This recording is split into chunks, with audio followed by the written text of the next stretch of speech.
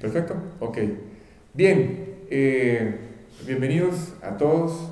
Vamos a retomar este tema y necesito avanzar hoy. Así es que vamos a ir directo al tema. Vamos al versículo. ¿Habíamos quedado en qué versículo? Pongamos, sí, si quiere pongamos el versículo 3, capítulo 11 del Evangelio de Juan. La semana anterior terminamos hablando, no sé si se acuerdan, terminamos hablando de los problemas. ¿Se acuerdan que hablamos de aquel asunto de enviar un correo al cielo, cómo hacerlo, no quejándonos, no expresando duda, sino una absoluta confianza y seguridad en que Dios sí sabe lo que está haciendo, que Dios es digno de toda confianza, que Dios es absolutamente suficiente para todas nuestras circunstancias, ¿sí? Que Él no ha perdido de vista nuestras vidas, que Él es nuestro pastor y Él va adelante. Cuando yo digo que Él es nuestro pastor, significa que Él va adelante. El pastor nunca va detrás, el pastor siempre va delante. ¿Qué significa esto, Alex? Significa que Él va aderezando nuestra vida. ¿Se acuerdan el Salmo 23 que dice, aderezas mesa delante de mí en presencia de mis angustiadores? Unges mi cabeza con aceite, mi copa está rebosando. Esto significa que el pastor va adelante, quitando del campo las hierbas venenosas para que la oveja no se intoxique. El pastor va delante tratando de que el lugar donde las ovejas lleguen a pastar no hayan aguas estancadas. La oveja no puede beber de aguas estancadas porque se le inflama el estómago, empiezan unos dolores y está cerca la muerte de la oveja. Entonces el pastor tiene que limpiar esas aguas, hacerlas correr. Todos estos detalles hablan del buen pastor. ¿Y qué significa esto en nuestra vida? Que Dios va adelante, anticipándose a todas estas circunstancias que de un día para otro nos sorprenden y nos desquician, ¿sí? Nos roban, nos sorprenden, nos sacan de control, ¿sí? Nos atormentan, nos angustian, nos roban la paz. Así es que Dios va adelante y Dios va teniendo cuidado de todas estas cosas para que cuando aparezcan, ustedes y yo no cometamos los errores o tomemos decisiones equivocadas o en contra de la voluntad de Dios. Ok, eh, entonces les decía, lo último que les dije fue que no piensen que los problemas son una forma en la que Dios estruja o estripa. ¿Sí? Hay un pasaje en el Antiguo Testamento que dice que Dios no aflige ni entristece voluntariamente a los hijos de los hombres. Es decir, tiene un propósito. Dios sabe lo que hace. Dios sabe lo que está haciendo. Y no debemos perder de vista el amor de Dios por nuestra vida, los cuidados de Dios, la ternura en el trato de Dios por nosotros. Nunca lo olviden. ¿Sí? Ok. ¿Y por qué estábamos hablando de todo esto? Por la situación que en este momento está ocurriendo en la vida de esta familia, la familia de Lázaro, Marta y María. Y ya habíamos estudiado o vimos la escena donde los mensajeros llegaron con Jesús. Jesús no está en Betania, Jesús no está en Jerusalén tampoco. Jesús está en un lugar a 42 kilómetros de Betania, ¿sí? Así es que cuando estos mensajeros fueron enviados hasta allá, fueron enviados porque la situación era verdaderamente urgente, ¿sí? Lázaro, el que él amaba, estaba a punto de morir, estaba enfermo. Y vimos la escena de la forma en la que Jesús, o la manera en la que Jesús recibe aquella noticia. ¿Se acuerdan? Jesús escuchó la noticia, dio el acuse del recibo de la noticia y allí se quedó. Es más, como vamos a ir viendo y avanzando en el pasaje, Él no solamente no reaccionó como todos hubieran esperado que reaccionaran, sino que además de eso, se quedó 2 días más en el lugar. ¿Sí? Recuerden, estábamos viendo un concepto o empezamos a ver una enseñanza. Así es que cuando estos mensajeros regresan a la familia de Lázaro y regresan sin Jesús, la pregunta obvia era, ¿y Jesús? Bueno, no sé, no vino, dio acuso de recibo y se quedó y no sabemos qué va a hacer o qué va a pasar. Ok, les dije que alguien en algún momento denominó a esta enseñanza o tituló esta enseñanza como las demoras de Dios. Ahora sí se fue, ¿verdad? Todo. No, ahí se está escuchando. Ok, como las demoras, es que se me cayó hace un ratito la antena del transmisor. Se me está bajando. Entonces tengo que estarme acomodando. Les decía que alguien tituló esta enseñanza como las demoras de Dios. Y la pregunta cuando uno escucha esto obvia es, ¿Dios llega tarde? ¿Será que Dios llega tarde? Y habíamos dicho que no, que eso nunca ocurre. Dios nunca llegará tarde. Nunca ha llegado tarde, nunca llega antes, nunca llega después. Pero, ¿qué es lo que pasa? Que de acuerdo a nuestra perspectiva, Dios debió haber llegado antes. Y muchos piensan, por supuesto, que en esta escena con Lázaro, Dios, Jesús, debió haber llegado antes. ¿Sí? Y no solamente esta enseñanza, no solamente la vemos en esta historia. Vamos a empezar a partir de este momento a ver la historia de uno de los 12 hijos de Jacob, donde parece que Dios se vuelve a demorar. ¿Sí? Y es una historia maravillosa, es la historia de José. Nada más los ubico. ¿Sí? Abraham y Sara tienen un hijo que se llama Isaac. Isaac se casa con Rebeca y tienen 2 hijos, solamente vamos a hablar de uno de ellos, de Jacob, Esaú y Jacob. Dejé a Ismael botado en Abraham, pero bueno, ok. Isaac casa con Rebeca y tienen a Esaú y a Jacob. Jacob, ¿se acuerdan? Jacob era medio bandido. Jacob se casa con Lea y con Raquel, aunque él siempre amó a Raquel, ¿sí? Pero trabaja por Lea y trabaja por Raquel. Así es que no solamente, Raquel y Lea vienen ellas, pero también vienen con sus siervas, Silpa y Bila, o Bila y Silpa. Entonces, Jacob tiene de Lea, a ver si se acuerdan, de Lea tiene 6 de los hijos. De los 12 hijos de Jacob, 6 los tuvo con Lea, ¿se acuerdan? Tuvo 2 con Raquel, ¿sí? Que son las esposas, que son José y Benjamín, los menores. Y de las siervas, o las concubinas, de las siervas de Lea y Raquel, tuvo, ya llevamos ¿cuántos? 6 y 2, 8, tuvo los otros 4. ¿Sí? Los otros 4 que completan los 12 hijos de Jacob. Así es que esta es más o menos la distribución de esta familia, de los hijos de Jacob. Vamos a hablar hoy de José. Así, este joven era un joven extraordinario. No vamos a entrar en todos los detalles de la historia. Es más, ni siquiera voy a presentar los pasajes en pantalla. Nada más les voy a comentar la historia, muy rápido. Era un joven maravilloso. Desde niño, por ser el hijo de la amada, Jacob se volvió sobre él. Así es que lo enseñó en números, lo formó como administrador, y desde niño este muchacho fue extraordinario, maravilloso, a tal punto que empezó a experimentar problemas por la rivalidad y la envidia de sus hermanos. ¿Sí? Así es que esto creció a tal punto que sus hermanos lo vendieron como un esclavo a Egipto. ¿Se acuerdan? Y le fueron a su papá con la mentirota de que un animal del campo lo había matado. ¿Sí?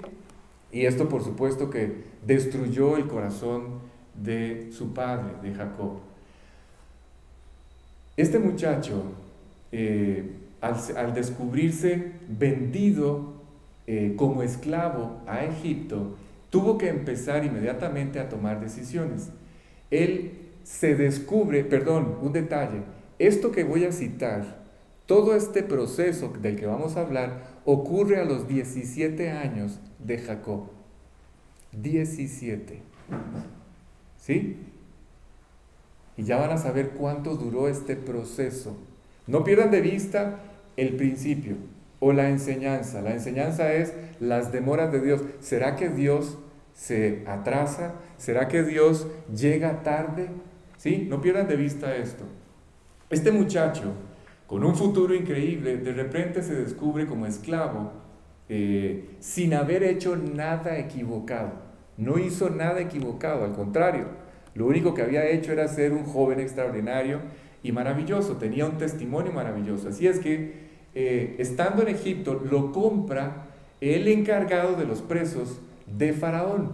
Se llamaba Potifar. ¿Se acuerdan? Y este hombre se lo lleva para su casa y aquel joven, en lugar de entregarse a las circunstancias, ahora sí empiezo con los principios de la historia y las enseñanzas de la historia. José, en vez de entregarse, recuerden, hasta este momento, no ha hecho nada equivocado. Y él, en vez de entregarse a estas circunstancias, decide afirmarse. ¿Recuerdan el correo que debemos enviar al cielo? Sin dudar, sino más bien afirmando nuestra confianza en Dios en este instante. A veces se me olvidan muchos detalles. Necesito que presten atención porque cada vez que Dios decide bendecir la vida de José es porque Él toma una decisión. ¿Cuál? La decisión de afirmarse en su relación con Dios. La decisión de afirmarse y fortalecer su confianza en Dios. Cuando yo tomo esta decisión, inmediatamente viene una frase en la historia. Dice, y Dios bendijo a José. Dios prosperó a José. Son dos de las expresiones que se usan. Esta fue la decisión que José tomó en este momento. En vez de entregarse a las circunstancias, él decide fortalecer su confianza en Dios, sabiendo que, Alex, que Dios tenía, sin duda alguna, un plan maravilloso para su vida. Hay circunstancias que vendrán a sus vidas que ustedes saben que no las provocaron. ¿Sí? Esto es maravilloso y es un descanso. Tienen que aprender a distinguir esto. Porque si no, movido por las emociones, van a dar pasos en una dirección equivocada.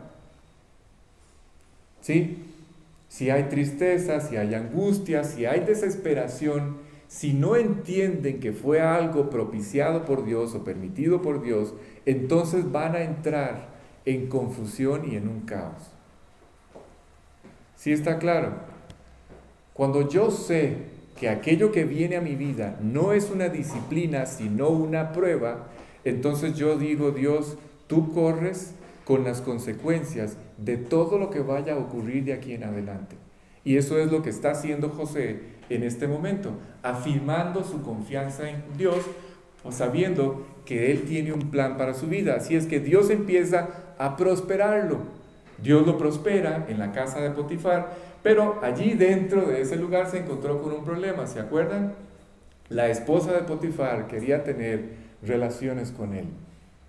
Y cuando él se negó, entonces esta mujer lo acusa injustamente. ¿De qué? De haber intentado abusar de ella, cuando fue ella la que quiso abusar de él.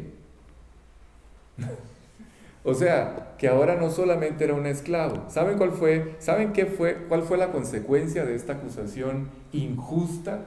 Se las voy a decir. Lo acusaron de esto y en ese momento, escuchen, ya llevaba uno esclavo en Egipto. ¿Sí? 2. Al ser acusado de intentar abusar de la esposa de Potifar, él es condenado a cadena perpetua. Lo enviaron a la cárcel con cadena perpetua. Esa fue la sentencia. No fue que lo latigaron o lo maltrataron. No, es mandado a la prisión de los presos de Faraón. Y este joven, de repente, se descubre que aunque no ha hecho absolutamente nada malo, ya no solamente es un esclavo, ahora está en la cárcel y está condenado a cadena perpetua. Es decir, nadie lo va a sacar de allí. Les pregunto, en este punto de la historia, ¿habría alguna esperanza? Difícil, ¿verdad? Está difícil. La Biblia sigue, al narrar la historia, sigue y nos da la información de que en la cárcel José se topa con dos de los colaboradores de Faraón, el copero y el panadero. ¿Se acuerdan? ¿Se acuerdan de estos dos personajes? Estando él allí, se topa con el copero y con el panadero, que habían sido puestos en prisión por haber sido acusados de un intento de homicidio de Faraón. Por eso fue que fueron a dar a la cárcel, y los dos están en la prisión y son atendidos por José. Escuchen, esto es algo que a mí me sorprende, siempre que leo esta historia me sorprende. José empieza a prosperar en la prisión. José empieza a avanzar. Él está viviendo para Cristo con todo el corazón. No ha perdido de vista que Dios tiene un plan y que Dios tiene cuidado, ¿sí? Y Dios lo empieza a prosperar. De tal forma que el alcalde de la prisión le entregó toda la administración de la prisión y puso en las manos de José la vida de todos los presos. Un día, cuando José estaba atendiendo a los presos, especialmente a estos dos hombres, lo que intento que traten de ver entre líneas es que José hacía su trabajo con pasión. Cuando él está encargado de cuidar a los presos, José los cuidaba. ¿Ustedes saben lo que es llegar una mañana al lugar, a las prisiones, y descubrir que el semblante de dos de los quién sabe cuántos presos que había en ese lugar estaba triste? ¿Qué me importa a mí si todos esos están allí condenados? Posiblemente homicidas, ladrones, no sé. ¿A mí qué me va a importar como administrador de la prisión entender las razones por las cuales están tristes los reos? ¿Sí me explico? Pero José, lleno del Espíritu Santo, viviendo para Dios con todo su corazón, estos detalles eran algo que saltaban a la vista para él. Así es que él descubre que aquella mañana el semblante del panadero y del copero estaban muy tristes porque ambos habían tenido un sueño. ¿Sí? Así es que él les dice que Dios, no él, no José, Dios les ayuda o le ayuda a él a interpretar los sueños. Y cada uno de estos dos hombres le cuentan su sueño. José interpreta el sueño de ambos y adivinen qué, se cumplió exactamente lo que sus sueños, lo que José les había anunciado. Exactamente lo que José dijo que iba a ocurrir, eso fue lo que ocurrió. ¿Por qué? Porque bueno, se comprobó la culpabilidad del panadero y a este lo colgaron. Y se comprobó la inocencia del copero y al copero lo regresaron al palacio a servir la copa de Faraón. ¿Sí? Cuando ustedes leen la historia, cuando José le cuenta al copero todo lo que va a pasar y se cumple, ustedes leen la historia y se van a dar cuenta de que José, como era un hombre y como no era perfecto, José se volvió con el copero antes de salir de prisión, el copero, y le dijo: copero, necesito que me hagas un favor. Necesito que cuando estés en palacio le hables a Faraón y le digas que yo no he hecho nada malo, que mis hermanos me vendieron como esclavo y que estoy en prisión por una acusación injusta de la esposa de Potifar. Dile, copero, que me eche una mano. ¿Sí? Eso es literalmente lo que dice la historia. Y entonces el copero, ustedes se pueden imaginar al copero, después de que José le reveló todo el sueño, todo lo que iba a suceder, y ocurrió, y él se ve otra vez sirviendo la copa de Faraón. ¿Ustedes se pueden imaginar la alegría de este hombre? El copero le dijo: José, te bajo el cielo si quieres cuando yo esté con Faraón. No te preocupes, yo te voy a echar la mano. Le voy a decir a Faraón que te ayude. Cuando el copero regresó al palacio con Faraón, adivinen qué pasó. Se le olvidó por completo el alma de José. No se acordó de José. Se le olvidó. ¿Sí? Se le olvidó que él le había ayudado y que gracias a él el copero estaba otra vez en palacio. ¿Saben cuánto tiempo pasó desde que José le revela el sueño al copero hasta que el copero se vuelve a acordar de José? Pasaron 2 años. Yo no me puedo imaginar a José. 2 años. Ustedes saben lo que pudo haber. Claro, perdón, vuelvo. No pierdan de vista lo que estamos viendo. Estamos hablando de problemas, estamos hablando de las demoras, las aparentes demoras de Dios.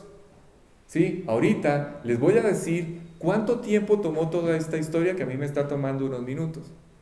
¿Cuántos años tomó esta historia?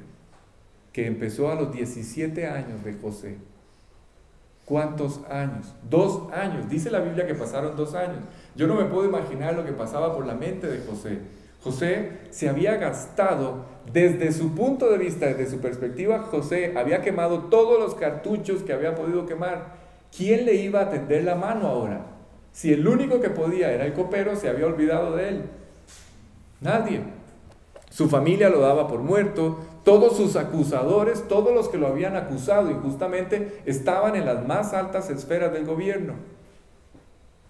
Así es que no tenía ninguna esperanza. Era imposible que José abandonara la prisión o saliera del problema que estaba viviendo desde el punto de vista de José. ¿Sí? No olviden esto. Pero Dios tiene un plan y todo lo que permite en nuestras vidas es para nuestro bien. No olviden eso. Este es un principio fundamental. Si ustedes lo olvidan, se van a volver locos. Dios tiene un plan y todo lo que Él permite es para que seamos mejores y para que lo conozcamos mejor. ¿Sí? Una vez que ustedes y yo le hemos entregado nuestra vida a Él tiene cuidado de nosotros. Él se convierte en nuestro pastor. Él va a cuidar de nuestras vidas, aunque yo no entienda en ocasiones lo que está haciendo. Recuerden esto, no es necesario que ustedes entiendan. Mis hijos están en una academia de fútbol y hoy tenían partido los dos y no fue su día. Hoy no fue su día, los dos perdieron, no jugaron lo mejor que ellos quisieron y además de eso los entrenadores a veces se les va la mano, los regañan, los maltratan. Yo intento, a veces lo intento, a veces dejo de hacerlo, pero al nivel de ellos, al nivel de sus vidas, estos son sus retos y son sus desafíos. Y si ellos no aprenden a ver a Dios detrás de todas las cosas desde ya, no lo van a aprender a hacer cuando sean grandes. ¿Sí? Así es que Dios tiene un plan y todo lo que Dios permite en nuestra vida es para nuestro bien. Cuando ustedes y yo le entregamos nuestra vida a Él, Él va a cuidar de nosotros. Él es nuestro buen pastor, aunque yo no entienda, o aunque me duela, o aunque no entienda las circunstancias, o aunque esté triste, o aunque llore. Así es que pasaron 2 años y Faraón tuvo aquel famoso sueño. ¿Se acuerdan de las 7 vacas gordas, las 7 vacas flacas, las espigas llenas de grano y las 7 espigas sin granos? Y entonces Faraón llamó a todos los adivinos, a este grupo de mentirosos que tenían ahí en la corte. Sí, eran mentirosos. ¿Sí sabían? ¿No sabían eso? Cuando ustedes leen las historias, por ejemplo, los adivinos que le adivinaban los sueños a Nabucodonosor o a todos estos grandes emperadores, eran un grupo de mentirosos, de embaucadores. Y Nabucodonosor se dio cuenta de esto y los mandó a matar a todos, incluyendo a Daniel. Pero bueno, esa es otra historia.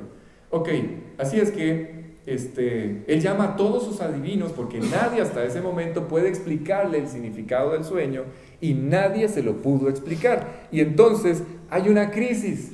Faraón entra en crisis, está angustiadísimo, sus sueños han sido tan reales, tan reales, tan reales, que lo empiezan a agobiar. Está sumamente agobiado porque no entiende el significado de sus sueños, no sabe por qué tuvo estos sueños tan especiales. Hago un paréntesis. Esa época era una época en la que Dios hablaba a través de los sueños. Este es un paréntesis muy importante, ¿sí? Hoy Dios ya no habla a través de los sueños. No me vengan diciendo que tuve un sueño. Si es bonito, qué bueno, perfecto, me alegro mucho, pero si es un sueño feo, no se preocupen. Dios ya es su pastor. Pero en aquella época, Dios hablaba por sueños, Dios hablaba a través de visiones. Hoy ustedes y yo ya tenemos toda la revelación completa de Dios en este libro. La Biblia es todo lo que Dios había planeado revelarle al hombre, está entre estas dos tapas. Ya no hay nada más que decirle o que Dios quiera decirle al hombre. Pero esto ya lo tenemos completo hoy. Y en aquel momento, ¿cómo hacían? Cuando apenas empezaba a conformarse. Quiero que sepan que ese libro que ustedes tienen en sus manos, algunos no la tienen, ojo, tiene 4000 años de vigencia ya. Quiero que recuerden o que se acuerden que el proceso, este libro tomó 1600 años para escribirse. Empezó en el 1500 antes de Cristo y terminó en el año entre el 95 y 100 de nuestra era. 1600 años. Pero empezó a escribirse desde ya hace 4000 años. Esta enseñanza del Evangelio de Juan que ustedes y yo estamos estudiando tiene 2000 años de haberse escrito. ¿Sí? 2000 años. Y la Biblia completa 4000 años. Empezó a escribirse hace 4000 años. Hoy ustedes y yo ya tenemos la palabra de Dios completa. Así es que no le hagan caso a sus sueños. Háganle caso a la palabra de Dios. Si sus sueños son buenos, pues qué bueno. Si son malos, no se preocupen. Dios ya es su pastor. Pero en aquel momento Dios estaba formando esta revelación. Apenas estaba empezando a compilarla, ¿sí? A conformarla. ¿Y cómo lo hacía? A través de sueños, visiones o relatos como este que estamos estudiando, la historia de José. ¿Para qué? Para empezar a proclamar su palabra. ¿Sí? Esto es muy importante entenderlo. Ok. Así es que al final el copero, al escuchar y al ver al faraón completamente angustiado y afligido, se acordó y dijo: qué bruto, se me olvidó el hebreo, se me olvidó José. Y entonces mandan a llamar a José, lo sacaron de la cárcel. ¿Ustedes se pueden imaginar a José saliendo de la cárcel? Traten de imaginarse esta escena. Él en este momento todavía sigue viviendo para Cristo. Todavía sigue entregado a la obediencia. Todavía sigue afirmado en que Dios tiene un plan para su vida. Esto no lo ha perdido de vista. Dios sigue prosperándolo. Sí, posiblemente se equivocó al confiar en un hombre y en apoyarse en un hombre pensando que ese hombre iba a poder hacer algo por él. Cuando ustedes en medio de un problema se vuelven a los hombres, van a obtener de los hombres lo único que los hombres le pueden dar. Pero cuando ustedes se vuelven a Dios en un problema, Dios quiere que nos volvamos a Él, no a los hombres. ¿Sí? Así es que no cometan el error de volverse a un hombre. Así es que él, viviendo para Cristo, viviendo en obediencia, viviendo correctamente, le dijeron: José, prepárate, hazte la barba, aféitate, porque vas a ir a ver a Faraón. Prepárate, tienes que ir a la presencia de Faraón. Y estando en la presencia de Faraón, José le revela el significado de los sueños y le dice a Faraón estas palabras: Faraón, vienen 7 años de una abundancia extraordinaria, pero estos 7 años de abundancia vienen seguidos de una escasez tan extraordinaria, tan enorme, que la abundancia de los primeros 7 años palidecerá comparada con esta escasez. Así es que en este momento, Faraón, lo que tienes que hacer es manejar y administrar la abundancia de la forma correcta. Tienes que nombrar a un hombre que sea sabio, que tenga inteligencia, que tenga carácter, que tenga capacidad, que sea diligente para administrar la abundancia y prepararte para los años de escasez, ¿sí? Para que puedas enfrentar la escasez correctamente. Así es que Faraón se volteó con todos sus siervos y con todos sus colaboradores y les dijo, habrá, aparte de este hombre, habrá otro hombre que sea apto para este trabajo, aparte de él.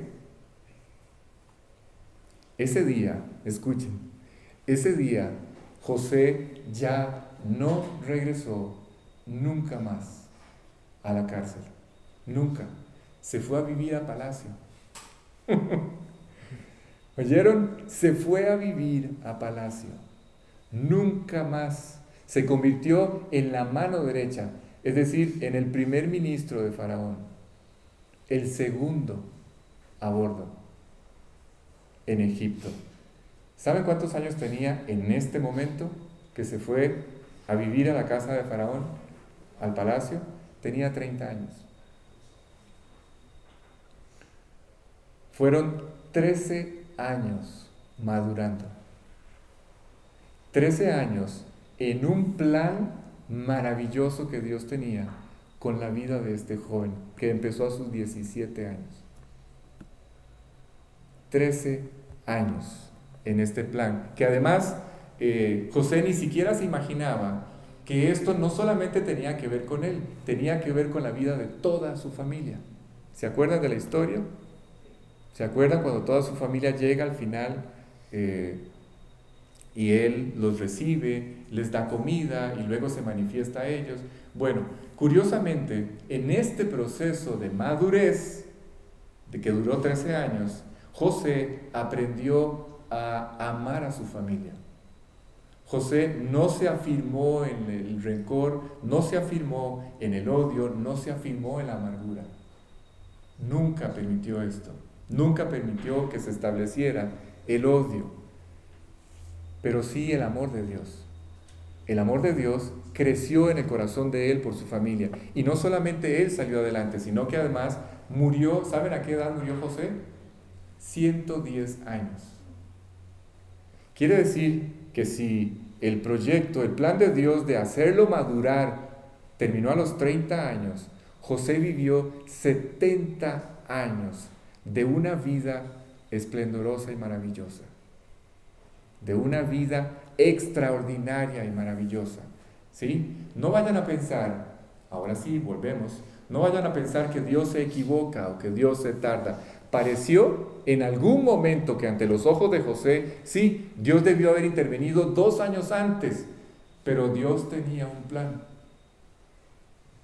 Dios tenía un plan infinitamente más amplio, que tenía que ver no solamente con la salvación de él, sino con la salvación de toda su familia.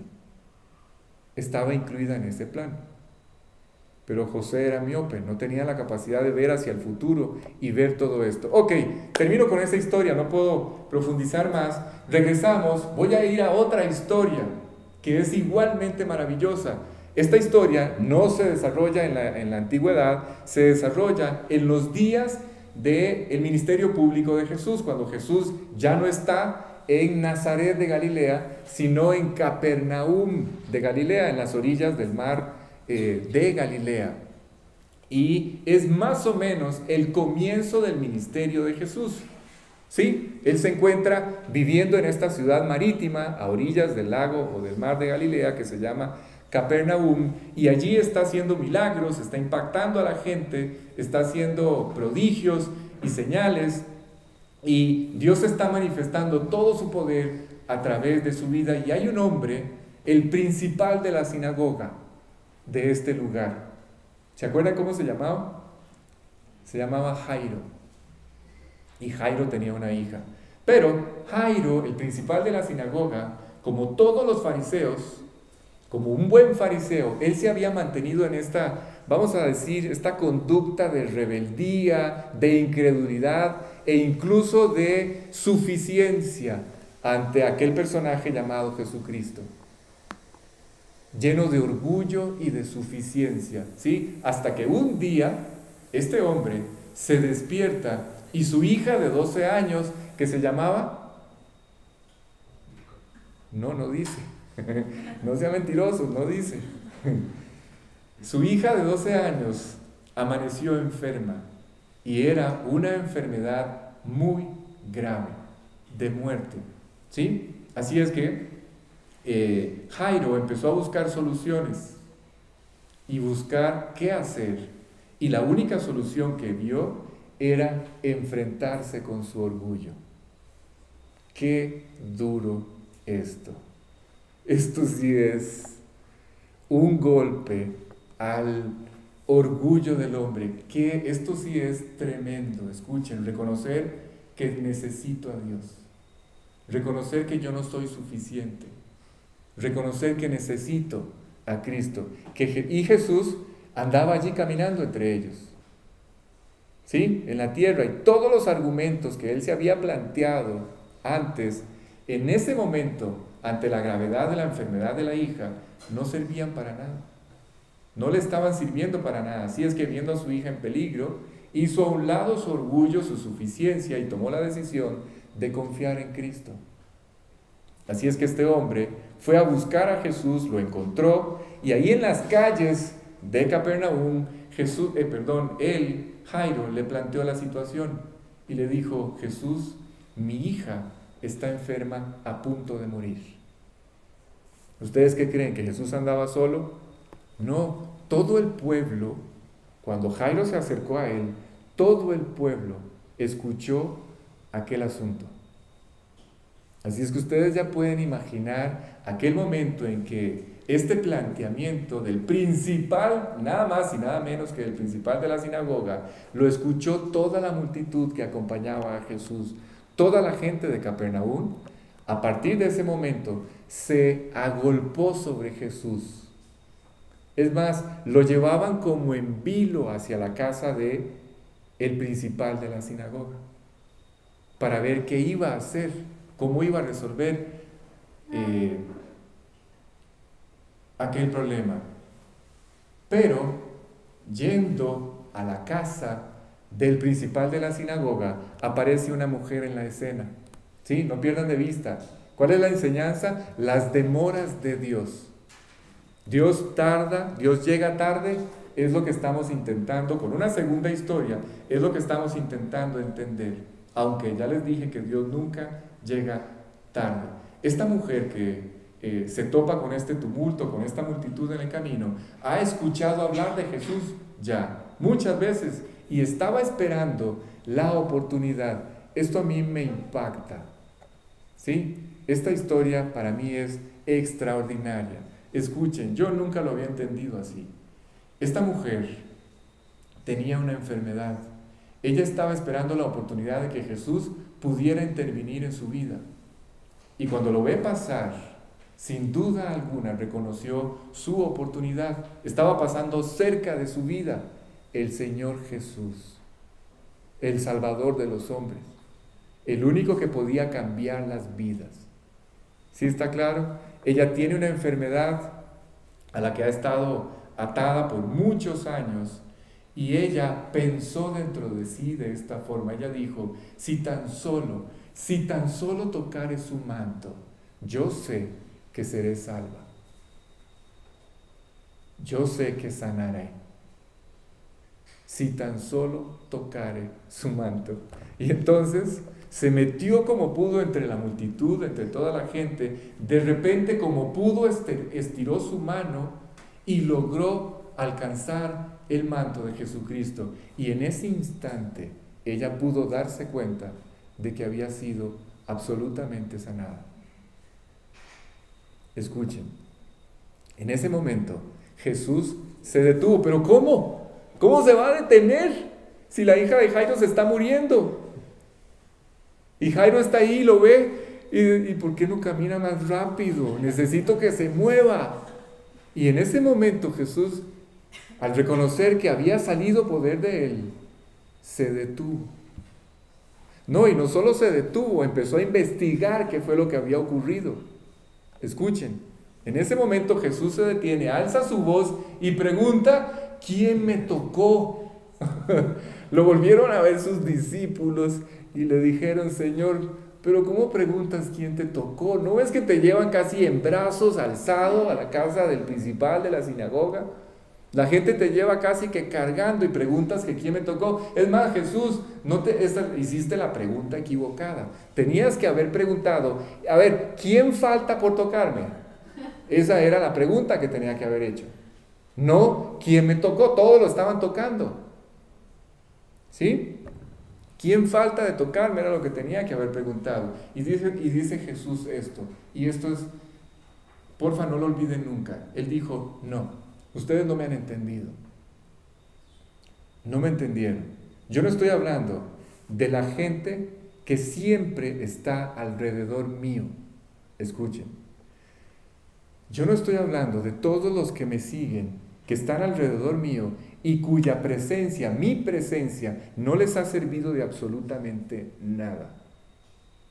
Yo no estoy hablando de ellos. No estoy hablando de todos aquellos que han caminado conmigo, pero yo no he servido en lo más mínimo para ellos. Yo estoy hablando de aquella persona que tocó creyendo en mí. Estoy hablando de alguien que me tocó, que tomó la decisión de confiar en mí. Estoy hablando de alguien que me abrió la puerta de su corazón y creyó en mí. De ese estoy hablando. ¿Quién es? Estoy hablando de una persona que tomó esta decisión. Y en ese momento aquella mujer sabía, por supuesto, que Jesús estaba hablando de ella. Y entonces ella se identifica. Y le dice, yo fui, Señor. Fui yo. No solamente se identificó, le volvió a contar toda su historia. Toda la historia, pero mientras esto está pasando, mientras esta mujer le está contando todo lo que ha venido viviendo, vienen de casa de Jairo. Y adivinen qué le dicen. Le dicen a Jairo, Señor, ya no molestes más al Señor. Ya no molestes más al Maestro. Tu hija finalmente ha muerto. ¿Oyeron? Le pregunta Jairo a Jesús, Señor, ¿qué no fui claro? ¿Qué no hubo súplica en mi petición? ¿Qué no te diste cuenta que estaba a punto, al borde de morir? ¿Qué no te diste cuenta que era urgente mi necesidad? ¿Sí? ¿Qué es lo que estamos estudiando? Las demoras de Dios. ¿No fui claro cuando te dije que mi hija estaba enferma, que se iba a morir, que había decidido a pesar de mí confiar en ti e hice a un lado todo para creer que tú podías resolver esto y me fallaste? ¿Han llegado hasta ese punto ustedes de decirle, Señor, me fallaste? Recuerden esto, Dios nunca falla, nunca. Él no miente. Él no falla. Él tiene un plan y Él sí sabe lo que está haciendo. ¿Sí? Nunca lo olviden. Y Jesús, aparentemente fuera del orden común de todas las cosas, en medio de aquella petición tan urgente, se detuvo a atender otros asuntos y además fue a hablar y a buscar a la mujer que lo había tocado. ¿Sí? Así es que Jesús se volteó con él, y esto es lo más maravilloso de esta enseñanza, aparte del otro principio que les dije. Escuchen, Jairo fue a buscar a Jesús mientras habían esperanzas, pero cuando se acabaron las esperanzas, Jesús fue a buscar a Jairo, cuando ya no habían esperanzas. Así es que la lección, como dice alguien, es manifiesta. ¿Sí? Cuando nuestra humanidad se haga a un lado, entonces Jesús aparecerá en la escena. ¿Sí está claro? Jairo lo fue a buscar mientras había esperanzas, pero Jesús fue a buscar a Jairo hasta que ya no había ninguna esperanza. Y entonces le dijo Jairo, no temas, solo mantente creyendo. Jamás se imaginó el plan que Dios tenía con él. Llegó a su casa, llegó a la casa de esta niña, de su hija, y la niña había resucitado. Jesús ni siquiera tuvo que ir. ¿Sí? Ahora, en la escena, volvemos al capítulo 11, y vuelve otra vez un grupo de mensajeros a decirle a Jesús, Jesús, el que amas está enfermo. Y en lugar de salir corriendo para Betania, que estaba a 42 kilómetros de donde él estaba, ante la urgencia, Jesús se voltea con los discípulos y presten atención a lo que él les dice. Versículo 4, ¿verdad? Dice, oyéndolo Jesús dijo, esta enfermedad no es para muerte, sino para la gloria de Dios, para que el Hijo de Dios sea glorificado por ella. La semana que viene, porque hoy vamos a llegar hasta aquí, la semana que viene vamos a continuar con esta enseñanza. Solamente quiero decirles algo. En este momento, Jesús, en lugar de correr a Betania, se está volviendo a sus discípulos, está volteándose con sus discípulos y les está diciendo, esta enfermedad Dios la va a usar para engrandecerse Él delante de sus ojos. ¿En qué sentido? ¿Se acuerdan? ¿Se acuerdan que desde el principio les mencioné que íbamos a hablar muchas veces de una frase, la gloria de Dios? ¿Qué significa la gloria de Dios? ¿Cómo puedo participar de la gloria de Dios? ¿Cómo se manifiesta la gloria de Dios? ¿Sí? Jesús, en uno de los pasajes adelante, se dirige a María y le dice, ¿no te he dicho que si crees, verás la gloria de Dios? ¿Sí? Es una expresión que a la cual le vamos a ir añadiendo y añadiendo detalles. Y vamos a ir entendiendo qué significa la gloria de Dios y cómo participar de la gloria de Dios. Esta enfermedad, Él la iba a usar para su gloria. ¿En qué sentido? En el sentido de que el Hijo de Dios iba a ser glorificado, exaltado, ensalzado, engrandecido, no sé, como quieran llamarlo, a través de ella. Y en el sentido de que iba a representar un beneficio para nosotros. ¿Por qué? Porque vamos a ver su gloria manifestada. ¿Sí? En el sentido de poder participar de todo lo que Él es, que fue lo que ya habíamos visto un poco, pero lo vamos a ver más adelante. Así es que todo lo que está permitiendo Dios, no lo olviden, Dios todo lo que permite en nuestra vida, no quiere decir que Dios desconozca lo que estamos viviendo, no quiere decir que Él quiera los problemas. A ver, voy a aclarar algo, porque esto es una pregunta muy frecuente, ¿sí? Acerca de los problemas. Quiero que sepan que ustedes y yo, todas las cosas que estamos viviendo, Dios nunca planeó esto para nosotros, ¿sí? Cuando Dios hizo la creación, creó al hombre, puso al hombre en medio de la creación, y en aquel momento, Dios diseñó al hombre en la creación en armonía perfecta con Dios. En armonía perfecta con la creación, no este desastre que hoy tenemos. En armonía perfecta con ellos mismos, en armonía perfecta entre ellos. Era una armonía perfecta en todo. No había problemas, no había inseguridad social, no había hambre. Dios era un proveedor perfecto. El medio ambiente era perfecto. El hombre vivía y habitaba un lugar perfecto. ¿Sí está claro? Este desastre que tenemos hoy de vida es gracias a que el hombre rompe relaciones con Dios. Y el relajo de que está viviendo hoy toda la humanidad se da o aparece después de que el hombre rompe con Dios. Pero esto no es la voluntad de Dios para el hombre. Nunca fue la voluntad de Dios para el hombre. El plan inicial de Dios para el hombre, que es el plan que vuelve a recuperar cuando nacemos de nuevo y nos empieza a dar toda esta armonía, era una relación perfecta con Él. ¿Sí? Él llenándolo todo.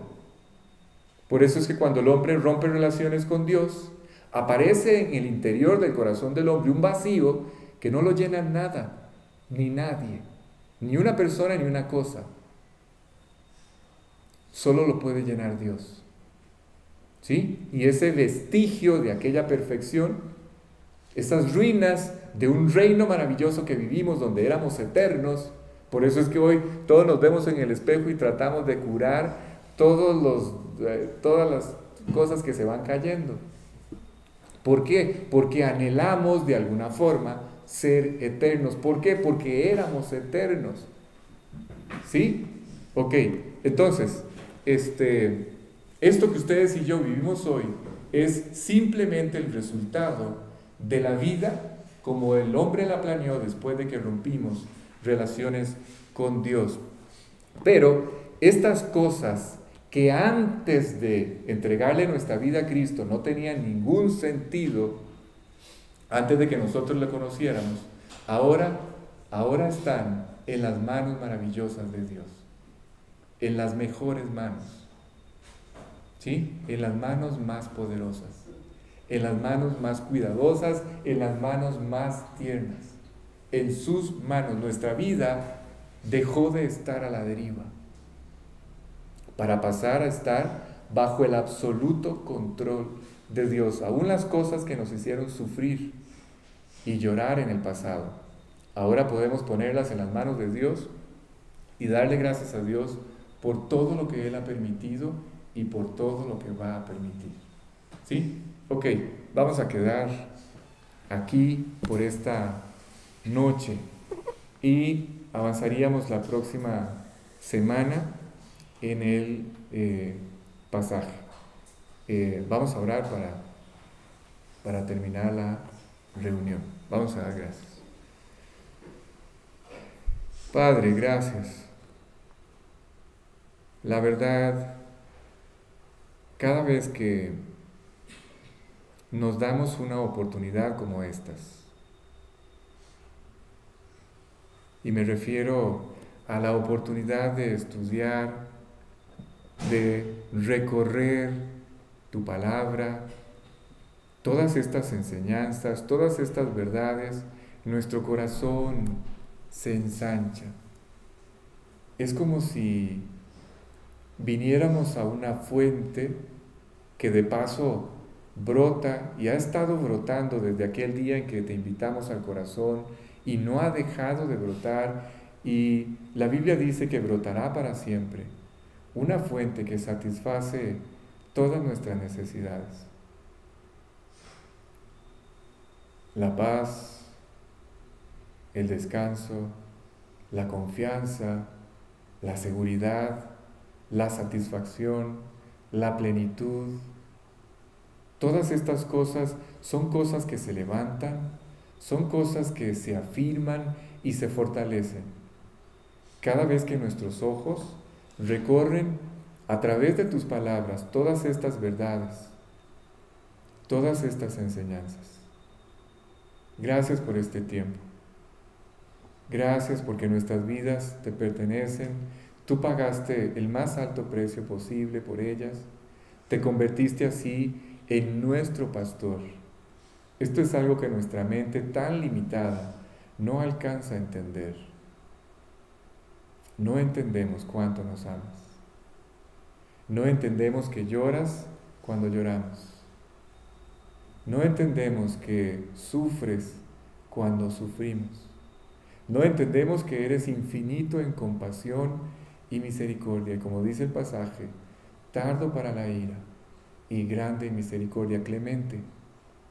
No entendemos que tú, como dice el Salmo, no has encerrado con ira tus piedades. Tus promesas no han dejado de ser y tú no has dejado de ser propicio a nuestras vidas y a todas nuestras circunstancias. El día en que esto ocurra, dejarás de ser Dios. Esto nunca va a ocurrir. Por lo que podemos estar absolutamente seguros de que nuestras vidas siempre estarán al alcance de tus ojos, bajo esa mirada tierna y profunda, llena de amor. Todas las circunstancias que permitas, por lo tanto, tendrán un propósito. Y este propósito, sin duda alguna, es que te conozcamos más y mejor. Y que además, como si no fuera suficiente, que además seamos mejores creyentes. Y aquel día, cuando nos presentemos delante de tu presencia en el cielo, podamos darte, ofrecerte, presentarte las mejores cuentas posibles. Gracias por esta noche. Bendice el tiempo que vamos a compartir y te ruego por favor que lleves con bien a todos de regreso a casa al final. Te damos las gracias y te hemos pedido todas estas cosas en el nombre de Jesús. Amén. Bien, nos veríamos, si Dios